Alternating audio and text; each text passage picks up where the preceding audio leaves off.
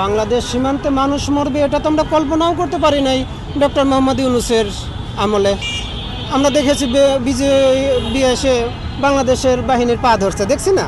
আসলে আমার মনে হচ্ছে কি সালাউদ্দিন ভাই সম্ভবত সংসদে এখনও ওই সংবিধানের ক্লাস নেওয়া শেষ হয় নাই। সংবিধানের ক্লাস নিচ্ছেন, অন্যান্য মন্ত্রণালয়ের কথা বলতেছেন, কিন্তু এগুলো বলতে গিয়ে কি হচ্ছে, দেশের যে জননিরাপত্তার বিঘ্ন ঘটতেছে এটা ওনার মনে নেই। সম্ভবত ওনার আর একটু পরে মনে পড়বে। সালাউদ্দিন ভাইয়ের কাছে একটা রিকোয়েস্ট করে রাখবো, আপনার যদি মনে হয় যে আপনার উপর অনেক প্রেশার এসে যাচ্ছে, স্বরাষ্ট্র মন্ত্রণালয়ের দায়িত্বটা আপাতত বাবর ভাইয়ের কাছে দিয়ে দেন। বাবর ভাইকে তো আমরা ভারতের বাপ হিসেবে জানতাম, ভারতের ড্যাডি হিসেবে জানতাম। সপ্তাহখানেকের জন্য দিয়ে দেখেন, 15 দিনের জন্য দিয়ে দেখেন, সীমান্তে মশা মারার সাহস পাবে না। আমার কথাটা বুঝতে পেরেছেন?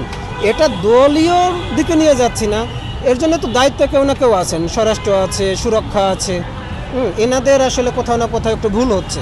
যদি এখানে তাদের কোনো দায়িত্বহীনতা থাকে এটাকে পরিষ্কার করা দরকার।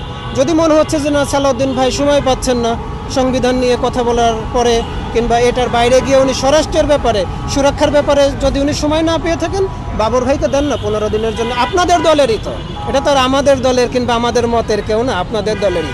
15 দিনের জন্য দিয়ে দেখেন, ভারতীয় সীমান্তে, বাংলাদেশের সীমান্তে একটা মশা মরলে আমার কাছ থেকে বুঝে নিন।